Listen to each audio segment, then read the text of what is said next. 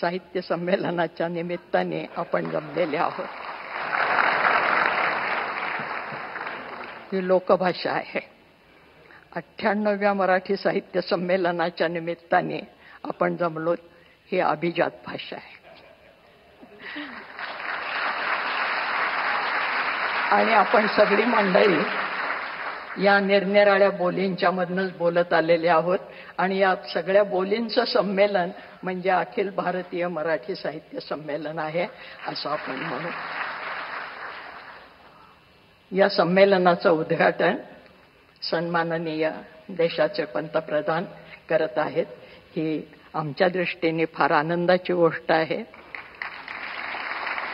या संमेलनाचे स्वागताध्यक्ष आमच्या महाराष्ट्राचे जाणते नेते असं ज्यांना आम्ही ओळखतो ते शरदचंद्रजी पवार.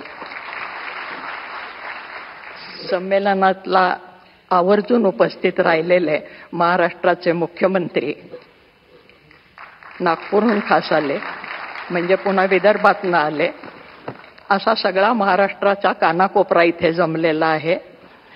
या अखिल भारतीय मराठी साहित्य संमेलन आयोजित करण्यासाठी आणि अध्यक्षीय निवड करण्यासाठी जी यंत्रणा आहे अखिल भारतीय मराठी महामंडळ, त्या महामंडळाच्या अध्यक्षा आमची मैत्रीण उषाताई तांबे, या संमेलनाचे पूर्वाध्यक्ष आणि आमचे सन्मित्र रवींद्र शोभणे, अशी ही सगळी या संमेलनाला मुद्दाम आम्हाला घरातनं आणून बोलवून इथपर्यंत स्वागत करणारे आणि मला इथपर्यंत सोडणारे या संमेलनाचे सगळे संयोजक संजयजी नहार आणि त्यांची सगळी टीम.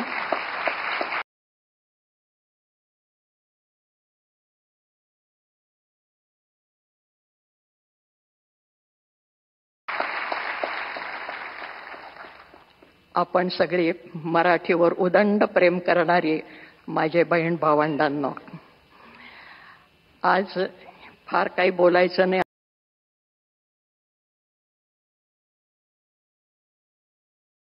असा दम भरलाय मला, कारण नंतर बोलायचंय.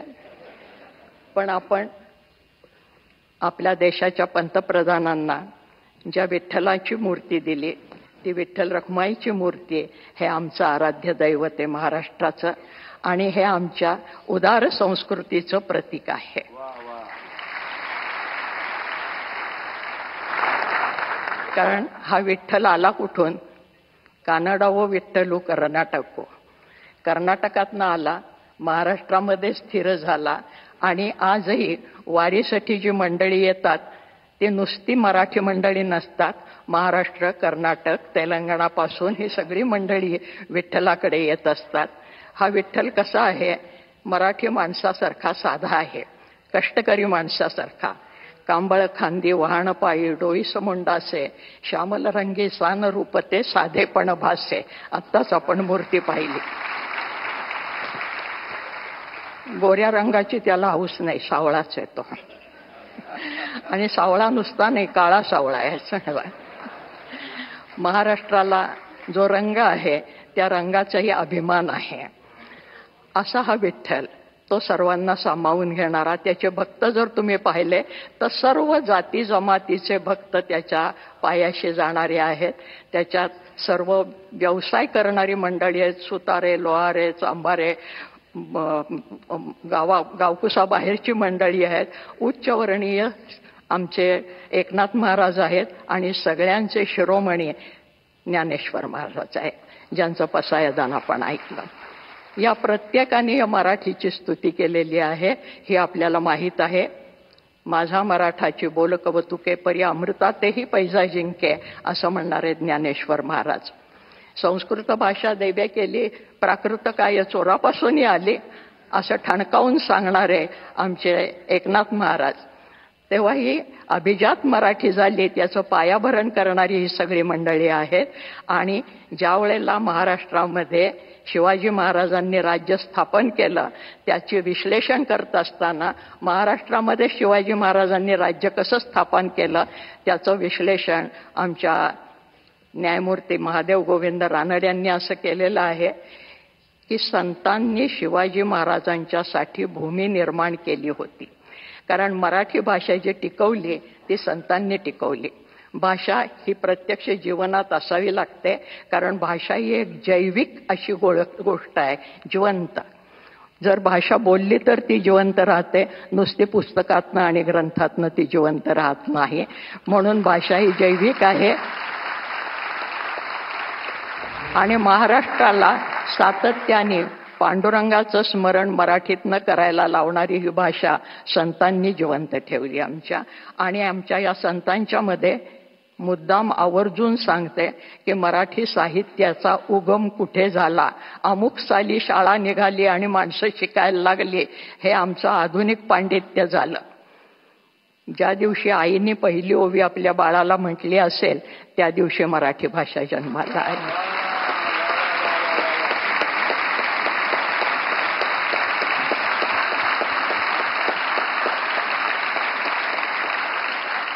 कांदा मुळा भाजी अवघी विठाबाई माझी, लसूण मिरची कोथिंबिरी अवघा झाला माझा हरी, असं म्हणणारा आमचा सावता माळी, त्यांनी ही भाषा जिवंत ठेवलेली आहे. फार कशाला, जनाबाई मुक्ताबाई तर आपल्याला माहितीच आहेत की विठ्ठलाला आणि जनाबाई बरोबर दळायला लागला, कांडायला लागला, पाणी भरायला लागला. जनी बैसली नाही आला पाणी नाही सणाला. मुद्दाम बोली भाषेत सांगते, जनी बैसली नाही आला पाणी नाही सणाला, हाती घेऊन घागरी देव निघाले तातडी, जनाबाईला आंघोळ घालायला. ही आमची मराठी भाषा. आणि ह्या मराठी भाषेला अभिजात दर्जा मिळालाय. या सगळ्यांना मिळून हे अभिजातपण आलेलं आहे. जास्त आत्ता बोलत नाही, पण आमचा हा विठू सगळ्यांना आपल्या पदराखाली घेणारा आहे, आपल्या सावलीखाली घेणारा आहे. या संतांच्या मध्ये अंत्यज म्हणजे ज्याला आज आपण बीसी आणि ओबीसी वगैरे म्हणतो, ही सगळी मंडळी त्याचे परमभक्त आहेत. हे कुठल्याही शाळेत शिकले नाहीत, त्यांना कोणीही शिकवलं नाही, आणि तरी सुद्धा ते मराठीमध्ये काव्य करत होते. याचा अर्थ मराठी फक्त लिखितमध्ये नाही, ती बोलीतनं निर्माण झाली, बोलीमधनं पसरली, आणि म्हणून शिवाजी महाराजांना खेड्यापाड्यातले मावळे मिळाले. भाषा ही जिवंत राहिली त्यांच्यामुळे. आणि भाषा हे संस्कृतीचं बलस्थान असतं. कुठलीही भाषा आजही जगाच्या पाठीवर कुठेही हिंडत असलो, आणखीन मराठी शब्द ऐकायला आला तर आपण चमकून बघायला लागतो, तुम्ही नागपूरचे का, तुम्ही महाराष्ट्रातले का. तर हे भाषेचं आपलेपण निर्माण करणारी, भाषा ही जोडणारी गोष्ट असायला पाहिजे, तोडणारी नाही.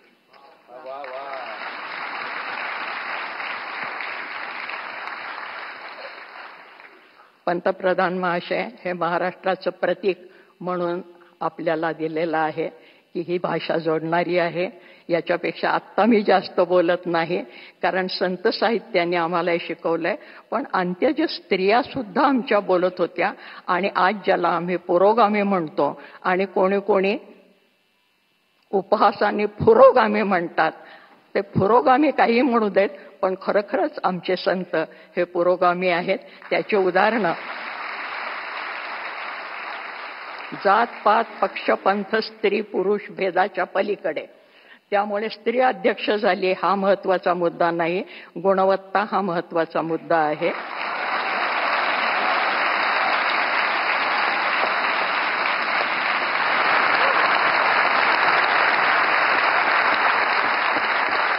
आणि म्हणून दिल्लीचं तख्त राखणारा महाराष्ट्र माझा हा साहित्यातनं जिवंत राहिलेला आहे, कर्तबगारीतनं जिवंत राहिलेला आहे.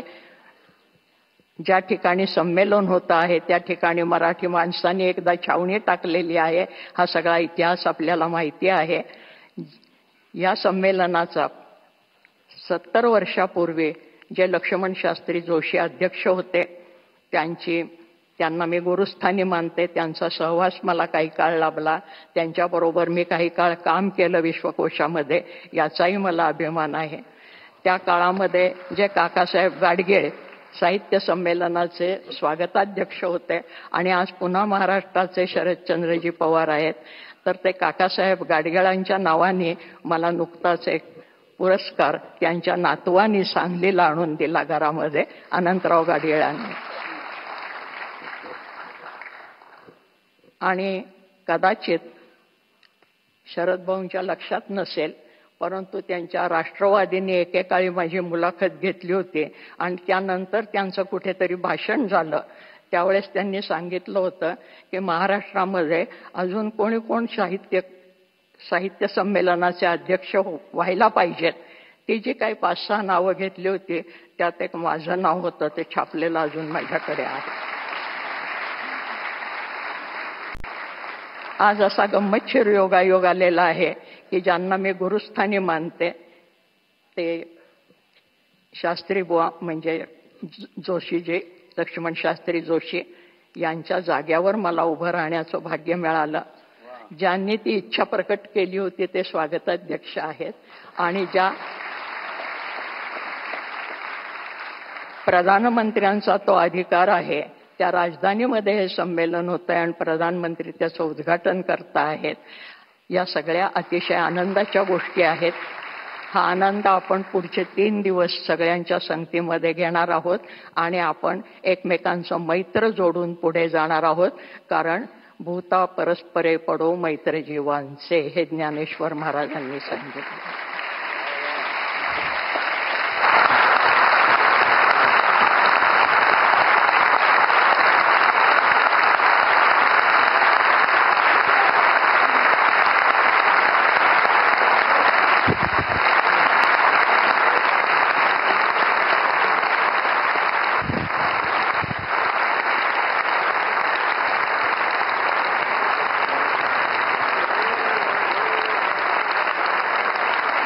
साक्षात मराठी शारदेने आपल्याशी संवाद साधल्याचा भाव सगळ्यांच्या मनात आहे. आणि उद्घाटन सत्र इथलं संपल्यानंतर पुढे आपल्या संमेलनस्थळी उद्घाटन सत्रामध्ये आपल्याला डॉक्टर तारा भवाळकर यांचं सविस्तर भाषण जे आहे त्याचा सुद्धा आनंद घ्यायचा आहे. त्याची उत्सुकता आत्तापासून मनामध्ये आहे. आता छत्रपती शिवरायांचा उल्लेख डॉक्टर तारा भवाळकर यांनी केला. मराठी भाषा ही व्यवहाराची, राज्य व्यवहाराची भाषा होऊ शकते, हा विश्वास आणि हा दृष्टिकोन आपल्याला छत्रपती शिवरायांनी दिला. आज आता ताराबाई म्हणाल्या त्याप्रमाणे मराठी ही लोकभाषा तर आहे, ती अभिजात भाषा आहे, ती अभिजनांची भाषा आहे, ती राज्य भाषा आहे, पण त्याचबरोबर ती शासन व्यवहारातली राजभाषा सुद्धा व्हायला हवी असा आपणा सगळ्यांच्या मनातला जो आग्रह आहे त्याला नियमाचं स्वरूप ज्यांच्या नेतृत्वामुळे नुकतंच प्राप्त होऊ घातलेला आहे आणि आता आपले सर्व शासकीय व्यवहार मराठी भाषेतूनच होतील ही अनिवार्यता ज्यांच्या नेतृत्वातून आपल्यापर्यंत पोहोचते आहे.